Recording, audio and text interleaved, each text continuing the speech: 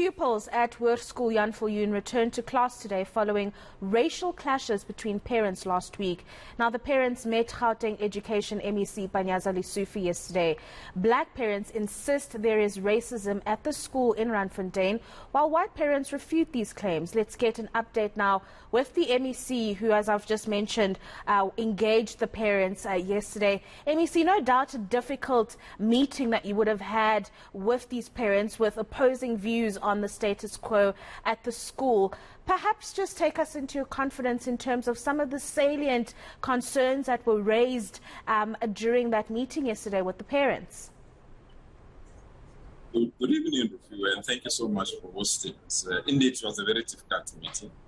It was quite clear that the two parties are not in agreement, that there are tensions between the parents, and there are some parents that feel that the status quo should remain the same, and there are others who strongly feel that the transformation agenda must be accelerated so that our children can feel safe and their children can participate in school activities in that particular school. But in the ultimate end, after that heated meeting, all agreed that we need each other, we must work together, we must ensure that our children are safe. Most importantly, we must isolate racism and ensure that the social cohesion in that particular school and that all learners must feel accepted, and the transformation agenda must ensure the schools remain representative in terms of teacher population, but most importantly in terms of the supporting codes. To me, that was a successful outcome that we wanted.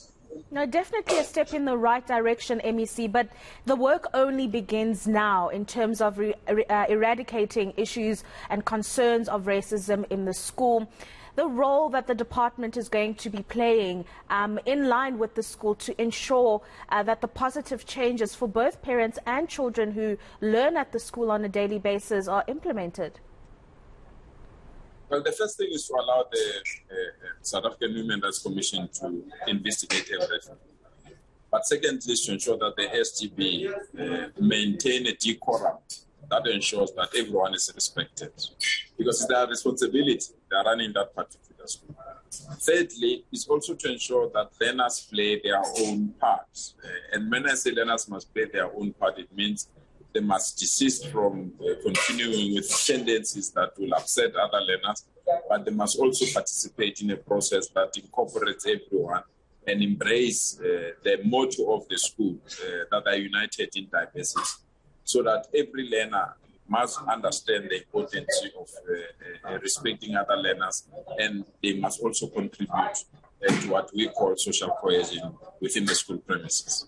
Are you not concerned, though, MEC, that these learners learn this behavior from somewhere, whether it be at home with their parents, and this is then what they bring through to the schooling environment, that it's very difficult for a child to unlearn something that they've been taught? Are there any concerns around this? Because it's going to be difficult for children to get along after the kind of tension that ensued in the past week. No, Rufio, you're correct. This is deeply concerning.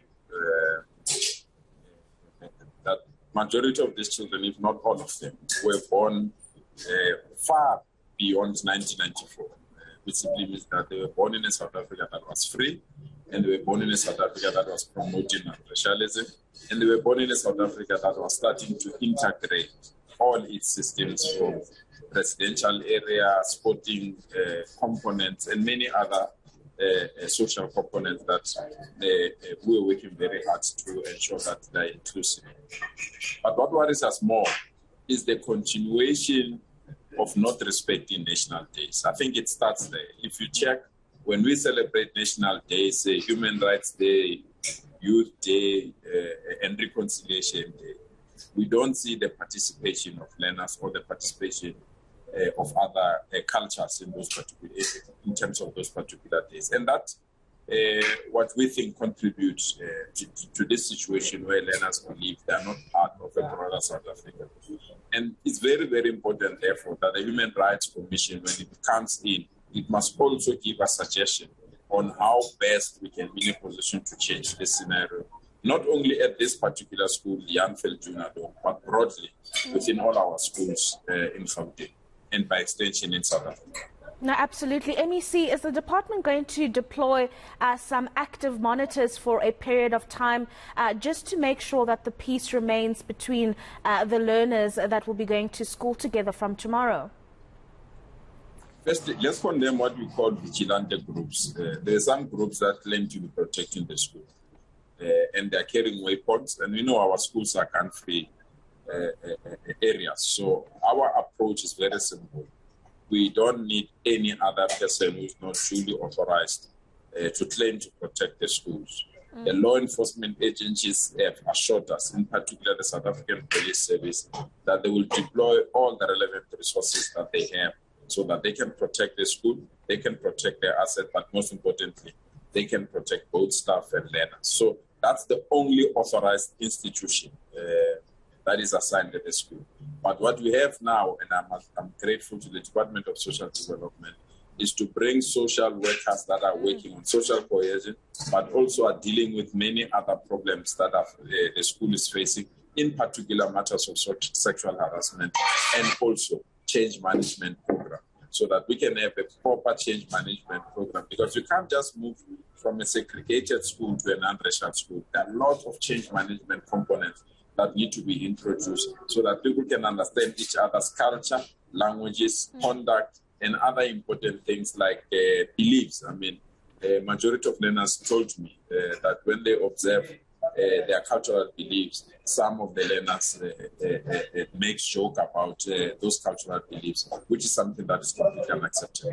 No, absolutely, MEC, and we have run out of time, but you've raised such an important point there of social workers being deployed to the school to educate learners about different cultures and backgrounds. How soon are we going to see this deployment? Have you had any kind of time frame? It's work in progress, but I assured them, for example, in their not rugby team, I invited all parents to go and support players that are representing that school. They've introduced soccer as well. We will also go there and support the players selected to represent the school and other sporting codes. It's only when we start to see results that we can give you firm timelines. But for me, I really believe the Youth Day, that is the 16th of June, will be the most important deadline to observe whether indeed things are going towards the right direction. And of course, you will be joining us to give an account of those developments as they unfold. MEC, I'm going to leave you to enjoy your dinner there. It looks like you'll be having pizza for dinner. I'm going to leave you to enjoy that. MEC Panyaza Lesufi joining us to talk through about non-racialism in schools and really just the department and the role that they play in ensuring that this happens.